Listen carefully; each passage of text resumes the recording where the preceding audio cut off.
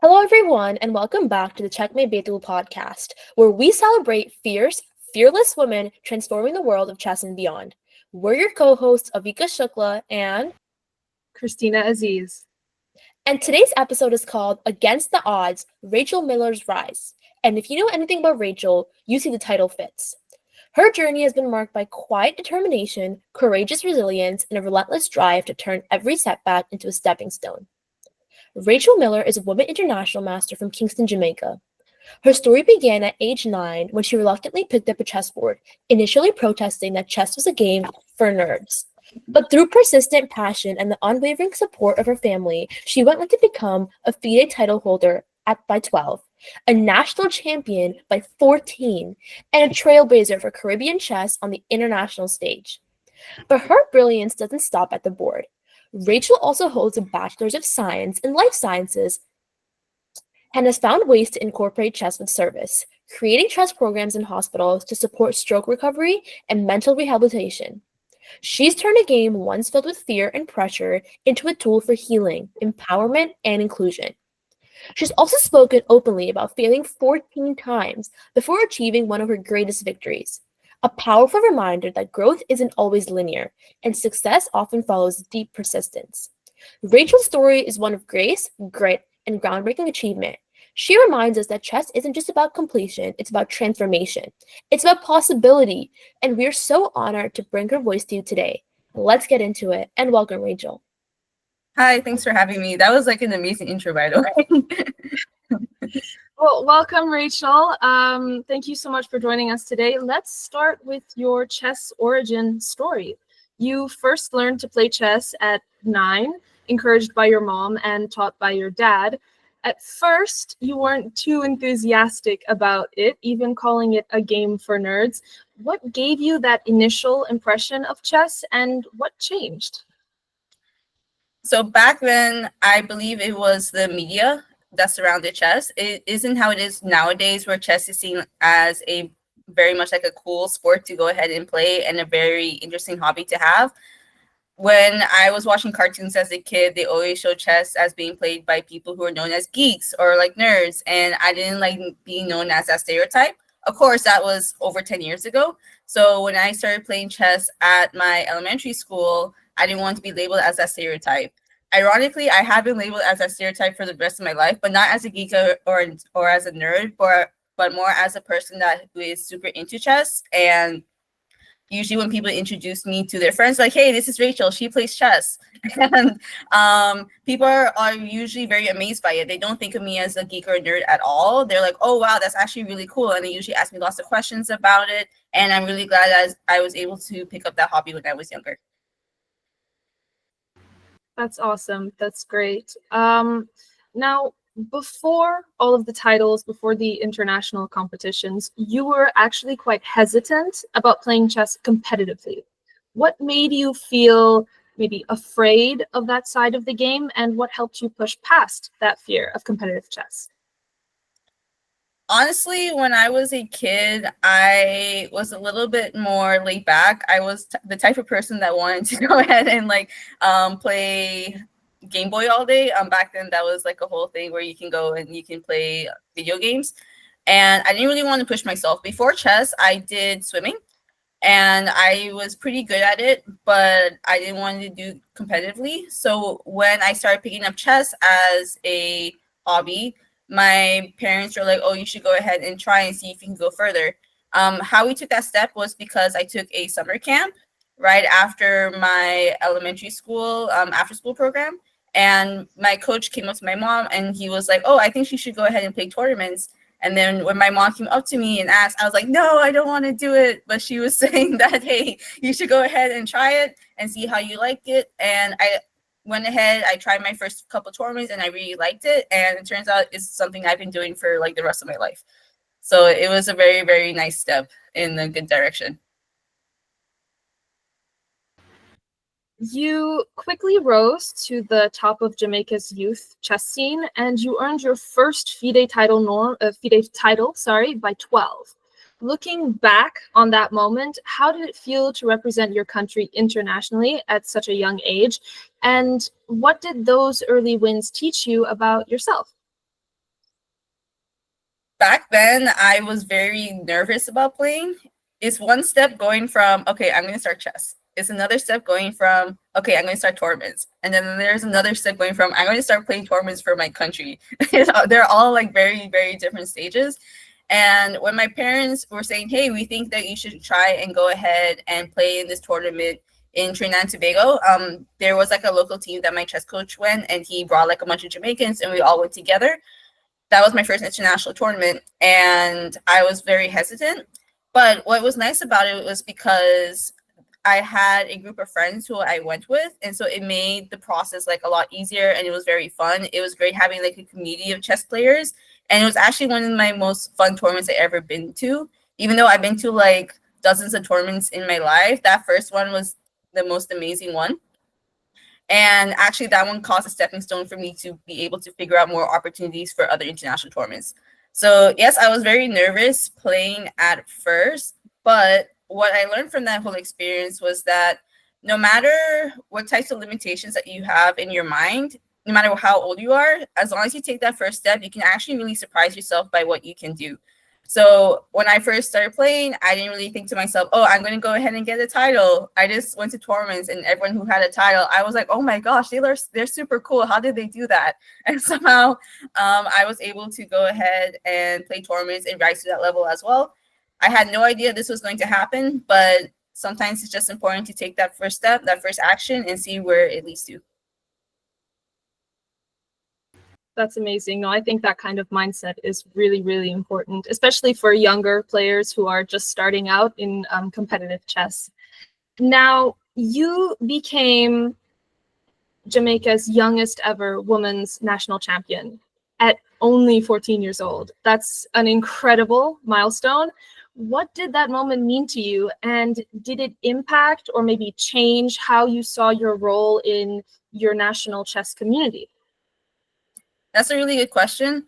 So when I was able to win that title, it was a great moment for me. Actually, it was my second time trying to go ahead and win the national women's title.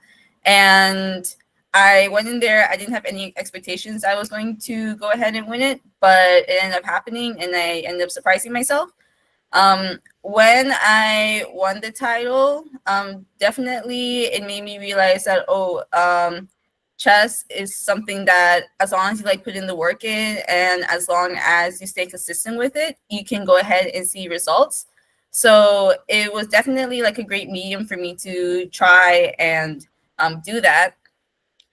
What's also great about it is that at the time I had a really great coach. His name was Warren Elliott. He was the 8-time national champion of Jamaica. So yeah, there's a huge number. I have to like think about it, but I really appreciate him coaching me, not only in chess concepts, but also my mentality outside of the board. Like, he was the one who really told me that, hey, like, you should never give up. Hey, like, you should keep pushing. So even not in like a super hard way, but like in a soft way, like, hey, let's say you're playing a chess game and like you're losing your position. You should just keep on trying to fight on and take it one step at a time. So I really learned a lot from him. So it's really important to have like chess programs and like mentors who are able to guide you through the whole process, because with that type of mentality, you're able to learn it through chess and through other areas of life. And on that note, you've talked a lot about how your journey has been shaped by the deep involvement of your friends and your family. So can you maybe share what that support system has meant to you, both on the board, but also off the chessboard? It's pretty amazing, honestly. I've made lots of friends from chess. Whenever I go to another tournament, I usually meet someone. Actually, tomorrow, to be honest, I'm like in Guyana right now, which is a country I've only been to twice. And tomorrow I'm going to go biking with one of my Guyanese friends who I met from chess. So it is pretty amazing how I can go like anywhere in the world and I have friends from chess. Even next week, I'm going to go to Suriname with my family, and then I'm going to hang out with some chess friends from there too. So it's pretty awesome how the community is so large. They definitely supported me in chess and outside of chess. Like, whenever I try to reach my goals in other areas of my life, for instance, in terms of academics, I can always like lean on from my friends or my family, especially the ones from chess, because a lot of them are people who I have grown up with and are within the same age group. So we all are usually in the similar life stages. So not only can we talk about chess, but we can also talk about other areas of life. And it's great knowing that, like, hey, no matter what happens, I have like this large network of people that can go ahead and support me. And do you think that network is kind of what makes chess unique? That it's kind of a small but large community at the same time? And what's your experience been like meeting these people? And are they from all across the world? Yes, definitely. It is a very large network. Like, it's very small, but at the same time, like, everyone kind of knows each other. So, like, for instance, when I was adding you guys on Instagram, I was like, oh wait, we have like mutual friends. It's very interesting. Can you repeat the last part of the question again? I was gonna ask, are your friends from all over the world, country? How is that looking for you in terms of the diversity of the chess community? Yeah, so a lot of them are from around the world. I have friends from like almost every country in the Western Hemisphere. So like Peru, Canada, US, Jamaica, obviously, like Mexico, Venezuela, Colombia. And what's actually really nice about chess too, this ended up being like a side accomplishment. But in school, I was learning Spanish because in Jamaica they usually teach Spanish to everyone. And whenever I went to chess tournaments, most of them were in Spanish-speaking countries. And because like I'm trying to make friends, it's really hard to do that. So I had to end up practicing Spanish, and I'm actually more like an intermediate level right now just because of chess. So because of that type of like international exposure, it actually helps me in other areas of my life. And it actually helps me right now as a chess coach because I'm able to teach lessons now in Spanish, which is very helpful. Oh wow. That's amazing. Wow. That's amazing. Now you've continued to compete internationally while also completing a Bachelor's of Science in Life Sciences at Queen's University. How have you balanced academic and chess ambitions, and have you ever felt like maybe they're in competition with one another? That is a great question. I believe this is something that comes up a lot, especially for female players, because I feel like a lot of the times we're being pulled in like one direction of chess versus academics, but it's very, very possible to do both. How I managed it was I basically just did the minimum I had to do in chess in order to get better. And so I went to tournaments whenever there was. I was having lessons with my coach, and I just did my chess puzzles. And from doing that, I was able to advance my chess level slowly but surely. And I also had to go ahead and do clubs, and I had to go ahead and do my studies. And I was able to manage all of that at the same time. And it's very possible in my case, and also the case of a bunch of my friends, because I have some friends who are in Canada, and I know someone who recently just got into like the Harvard of medical schools of Canada, and she's also a Woman International Master. And I also know someone who's doing her residency in Ecuador, and she just came like first place in the Continental of the Americas Chess Championship, which would have given her like a Woman Grandmaster title right off the bat. Sadly didn't happen because she tied for first, and there was she got a norm instead, but still it was like a remarkable accomplishment, saying that she's like one of the top female players on this side of the world, and she's also in medical school at the same time. So I feel like sometimes female players are being pushed towards the direction of chess or academics, but it's very, very possible to do both. And I think chess has a lot of positive correlations academically too. I think also memorization, chess is big on that. Critical thinking, problem solving, analyzing. And I know these skills often tie to subjects like math and science. So that's really interesting you brought that up, considering they are, I think, both the people you mentioned in the medical field. So I think chess definitely gives you an upper hand kind of academically. I don't know what the scientific correlation is, but I know there has been a lot of like research that's been done in kind of figuring out the relationship. Yes, definitely, I agree. There is actually like a medical school program in Costa Rica as well, and I think everyone who's in that program like does chess. So there's definitely some kind of correlation how chess causes something to happen cognitively, it definitely also boosts your brain power as well. That's actually one of the reasons why I got into chess in the first place too. My parents thought that it would help me academically because in Jamaica, at grade 6, which is like the year right before high school, their high school is like 8 years. So you have to take this huge exam, like this national exam. And when I started chess, it was 2 years before I had to do that exam. And my parents were like, okay, chess would help you boost your brain power. And I wanted to get into like the top high school in Jamaica, which isn't super easy, but I definitely believe chess helped me because everyone who was on my chess team, like on my elementary school team, we all got into that school. So it definitely helped us like academically as well. Absolutely. I mean, there have been several studies now about how chess kind of boosts and improves your cognitive skills.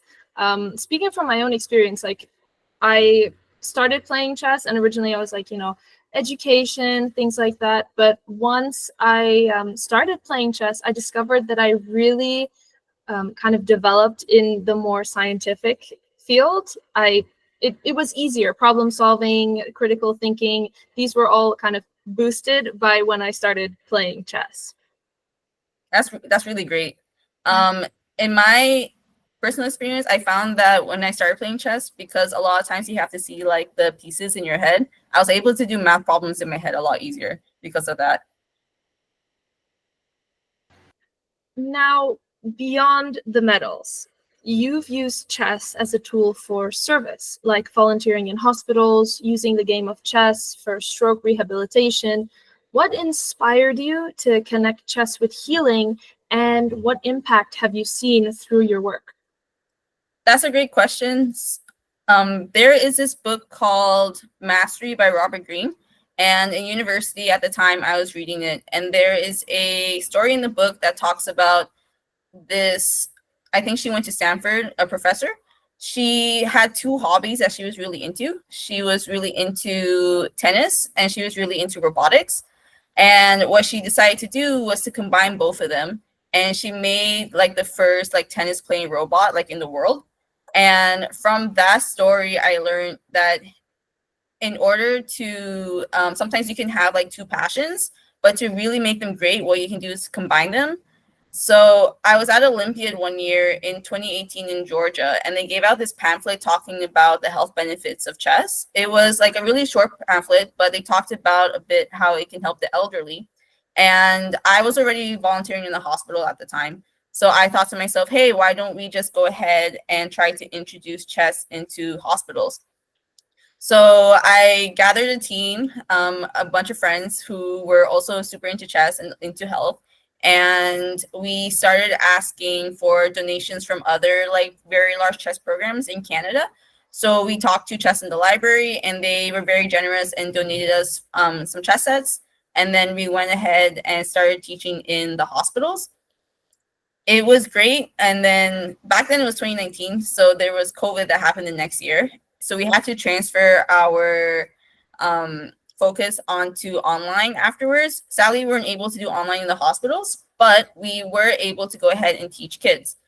And we were also trying to start a research project at the same time, trying to see how chess can affect people who have Alzheimer's.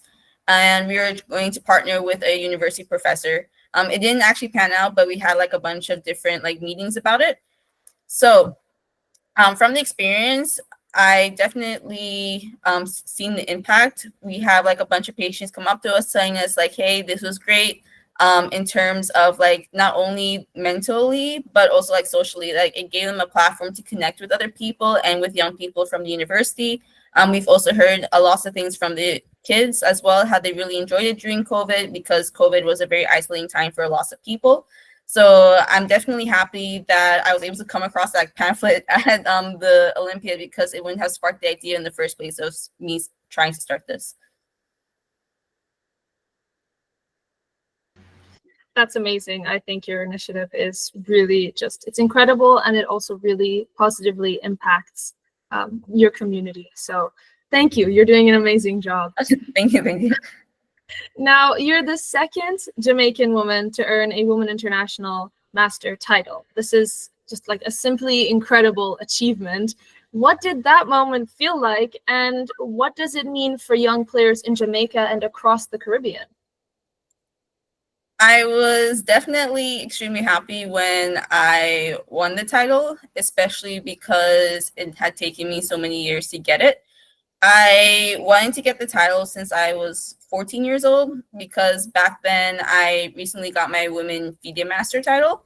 And so Women International Master is the next step. So I wanted to go ahead and do it. And in my mind, I thought it was a really simple thing, because I just had to go ahead and win a regional tournament and just come first place. However, over the years, I kept coming like second or third, and I felt very frustrated at the time. However, using the lessons that my coach gave me about like never giving up and like keep on trying no matter what, I tried like 14 times, which was a lot. But at the end of the day, it definitely taught me like discipline and resilience, and it is a very like useful skill I'm able to apply to other areas of my life. In terms of Jamaica chess, it felt great being like the second ever woman international master in the Caribbean, especially because in the Caribbean, we only have two other female players that have it. So we have Deborah Richards from Jamaica, and we have Gabriella Johnson, who is my very close friend from Trinidad and Tobago. So being the third one, it was great because we were able to make like our stand in the chess world, like saying, hey, even though we are a small little region on the map that you can kind of barely see, we definitely have a place in chess, and we definitely have what it takes to grow chess in the community here. Your ultimate goal is to become Jamaica's first ever Woman Grandmaster, and you've already earned your first Woman Grandmaster norm. What keeps this dream alive for you? And I think it's safe to say it's become more than just a title. So for me, it has to do with the Caribbean itself. Growing up, I didn't see anyone who had the title as a chess player. And I really just want to be that type of person who has the title, just to show other people in the community, like, hey, it doesn't matter where you come from. As long as like you put in the work, you can go ahead and do great things. And I also want to help be like a representative for all the female chess players like in Jamaica, because female chess is also like a community by itself. So what's great about chess is that you get the best of both worlds. You get the larger community and then the female chess community. And I just want to be a representative for the female chess players who are especially younger than me. Definitely growing up, I can say that they have like looked up to me, which I was like, oh wow, I didn't realize this would happen, because I just went into chess as a hobby and a sport that I really enjoyed. And now I have the female chess players in Jamaica looking up to me, which is great. And what's amazing too is that we're able to share that. So they look up to me, and then I also look up to them in certain aspects. And as well, we're also be able to socialize over chess and form bonds through chess. So definitely I care about my community, I care about my region, and I want to be able to get the Women Grandmaster title just to help my entire region and to inspire them to be better. Now, And Rachel, I sorry, think I just have a follow-up question. Oh Sorry. yeah, no worries. And what does that look like right now, training to get those other norms at this stage of your life? What does training look like for you? What does practicing look like for you? And how do you plan on improving? So I actually moved to New York City when I was 21 years old. I had a decision of whether or not to go to medical school or to get the Women Grandmaster title. And I decided that I wanted to do the Women Grandmaster title more, mainly because in medical school is a great career in a great field. But the thing is that it's very time intensive. And even though that like I was interested in it, at the same time, my interest leaned toward chess a bit more. So I started going ahead and doing chess, and I moved to New York City, and then I actually started coaching as well there. So, and it was actually really, I was very surprised, because chess sometimes has a notion of, oh, you can't really make like a living off of it. But it's very strange, because in New York City, at least you can. Because when I went there, people were approaching me with like chess jobs, like full-time salary teaching jobs that are very like normal. And I was very surprised that this could happen. I had no idea that there were so many opportunities in chess, even though it is not something that people think of like a quote unquote career, but it definitely can be. And so I'm currently trying to juggle that in New York City with training. So usually my schedule involves me going around the city and teaching in schools, and also with my students. And usually like in the mornings I am chess training. So I am like studying books, I'm like watching videos, I am solving puzzles. And on the weekends, I dedicated to tournaments. So I'm playing usually at the Marshall Chess Club in New York City. And I travel throughout the world trying to play in tournaments as well to boost my skills. Amazing. And now I think this is something that probably all girls and women have experienced at some point in their lives in the chess world as female chess players, but you surely have faced moments where you were maybe underestimated or overlooked. You've even openly spoken out about failing 14 times before you finally succeeded. Can you share one of these moments that really challenged you? What kept you going? How did that experience shape the way you respond to setbacks today? One time at Pan American Under 20 Women's Championships, I came fourth place in the girls. And that was really great at the time because no one from the non-Spanish speaking Caribbean has ever accomplished that before. And I remember when I went up to go get like my medal, and someone behind me was like, "Oh, someone from Jamaica, huh?" Like it was pretty surprising at the time. And that really helped cement in me like, hey, I have to go ahead and get my like Woman Grandmaster title to help show that, hey, even if we are underestimated as like a region or as like a country, we definitely have something that special, because there's actually a lot of strong chess players in Jamaica, and we have a long chess history as well. Sadly, it's just not that well known, but we do have a lot of strong players. Like even in the last Olympiad, we had some players go ahead against like 2600s, and they were giving them some battles, and some people were able to get draws from them as well. So we definitely have the talent and everything. I just wish that sometimes it would be like shown a bit more, but that's totally okay. So definitely in chess, just going through that moment has helped cement to me like, hey, like Jamaican chess has to be like shown more, and Caribbean chess has to be shown more. So I'm definitely glad that I've been able to use my life right now to try and show that to people. That's great. And an important message. Imagine a young girl learning chess in a rural school, maybe in a place like Betul, India. Maybe she's doubting herself right now, or she doesn't yet see what's possible for her through the game of chess. What would you want to say to her?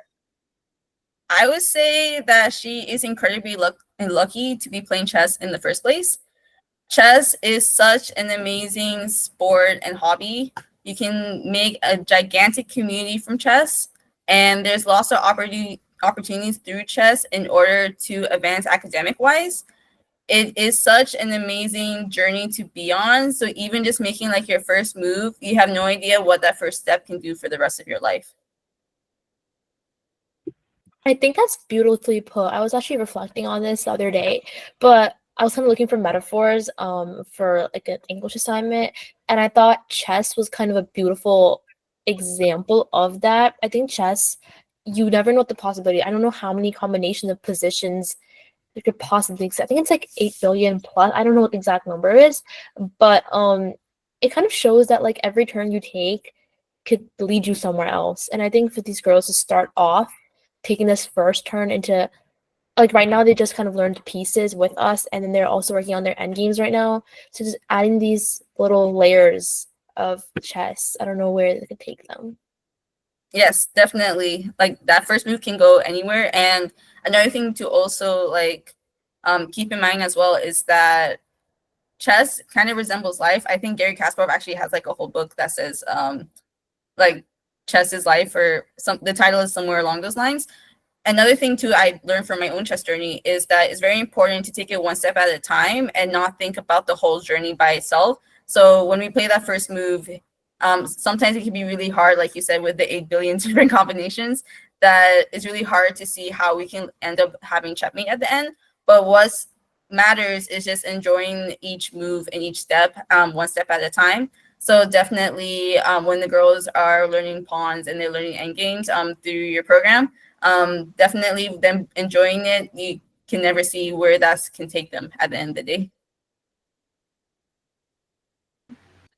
And finally, what is your theme song right now? If your life or your chess journey had one track playing in the background, what do you think it would be? That's a great question. I would say Eye of the Tiger. Usually I have that playing in my headphones whenever I am at the gym, because I also believe like physical fitness is very important for playing chess, because usually we're playing at the chessboard for like 4 hours plus. So having that type of energy like going in through your head when you're playing, I find it very, very helpful. So yeah, definitely I would say Eye of the Tiger. That is an I'm excellent actually song. really glad that you mentioned, for example, focusing on your physical health as well. I think that's sometimes something that's overlooked in the chess world. People think chess is just a kind of mental game, but you do need to have physical strength as well, being able to sit down and play at a chessboard for 5 or 6 hours. Yes, definitely. And actually, I started going to the gym 3 years ago, and I've been consistent with it through chess. Because from chess, I learned that consistency is very important and discipline is very important if you want to succeed and feel like a certain way in terms of health. So if I am able to go ahead and do that through chess, then I should be able to do it through health as well. So that is definitely an important lesson I learned from chess. That is wonderfully put, and I'll definitely be adding Eye of the Tiger into my playlist. But Rachel, thank you so much for your time, for your truth, and your quiet but undeniable power. You've shown us that resilience isn't just about bouncing back, it's about rising with purpose again and again. From your first hesitant moves to earning a women's international title and making history for Jamaica, your journey is proof that boldness can be quiet, steady, and transformative. We'll be thinking about your story long after this episode ends and cheering you on every step of the way. And to our listeners, thank you for joining in for this Queens on the Rise episode of the Checkmate Betul podcast. If today's story moved you, inspired you, or reminded you to stay persistent in your own path, don't keep it to yourself, but share it. Follow us, send this to a friend, or help us amplify voices like Rachel's. Until next time, I'm Avika Shukla. And I'm Christina Aziz. And this was Against the Odds, Rachel Miller's Rise on Checkmate Betul. Rachel, do you want to say bye? Bye. Perfect. 1 second, let me just stop the recording and make sure we have all this.